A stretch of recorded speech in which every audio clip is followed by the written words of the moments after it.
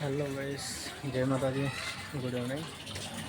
તો મિત્રો, આપણે આવી ગયા છે ફિલહાલ ઘરે. કેમ કે માઉન્ટ આબુથી આપણે લગભગ રાત્રે નીકળ્યા હતા. 7:30-8ની આજુબાજુ આપણે નીકળ્યા હતા. હાલ હમણાં સવારમાં પહોંચવા વાગે આપણે ઘરે પહોંચી ગયા હતા. સવારમાં 5-5:30 આવીને બધું થોડું આરામ ને એ બધું કર્યું છે. પાછું હમણાં બપોર ઉઠ્યા તો આપણે ગાડી પાછી થોડી ઘણી વોશ કરી દીધી. બહુ ખરાબ દેખાતી હતી ગાડી, વોશ બી કરી દીધી ગાડી. અને ગાડીમાં કાલે થોડો પ્રોબ્લેમ આવી ગયો હતો. પ્રોબ્લેમ એટલે કે મીટર આગળથી થોડો ધુમાડો મતલબ સ્મોક નીકળતો હતો. કેમ કે અંદરમાં એક કપલર હતું, એક બ્રેક વાયરનું, જે બ્રેક કરીએ ત્યારે લાઇટ થાય ને એનું વાયરિંગનું હતું સોકેટ. તો એમાંથી એ થોડું આમ બળતું હતું, સુગંધ આવતી, ધુમાડો નીકળતો હતો. તો પછી આપણે ત્યાં માઉન્ટ આબુમાં જ રિપેર કરાવીને પછી નીકળ્યા હતા. એટલે થોડો 1-2 કલાક ટાઈમ આપણે એમાં જતો રહ્યો એ રિપેર કરાવવામાં. તો રિપેર કરાવવામાં એટલો ટાઈમ થઈ ગયો. પછી આપણે ત્યાંથી રાત્રે નીકળ્યા. તો આપણે 12 વાગે તો આપણે જમવા ઊભા રહ્યા અંબાજી હોનેસ્ટમાં.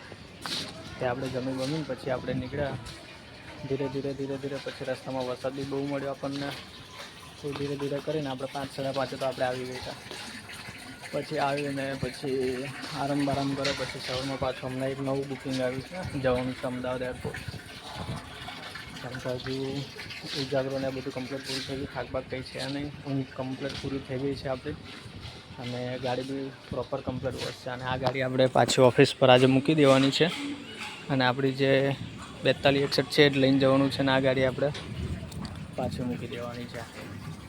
કારણ કે આપણે 7 જણ છે પેસેન્જર, અને બીજું 1-2 લગેજ છે બેગ, જે અમદાવાદ એરપોર્ટ જવાનું છે. અને રિટર્નમાં એ લોકોને 2-3 જણને પાછા લઈને આવવાનું, બીજા 2-3 જણ જશે.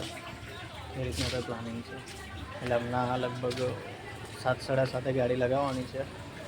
તો પછી જોઈએ છે આગળનું વાતાવરણ. કેમ કે કાલે એક્સપ્રેસ વે ઉપર અને જે બરોડામાં એન્ટર થયો ને એટલે ધોધમાર વરસાદ હતો કાલે. વરસાદ એટલે કશું દેખાય નહીં, કશું જ નહીં. એ છતાં બી ધીરે કરતાં ઘરે પહોંચી ગયા બધી રીતે. તો ચાલો મિત્રો, મળીએ પછી.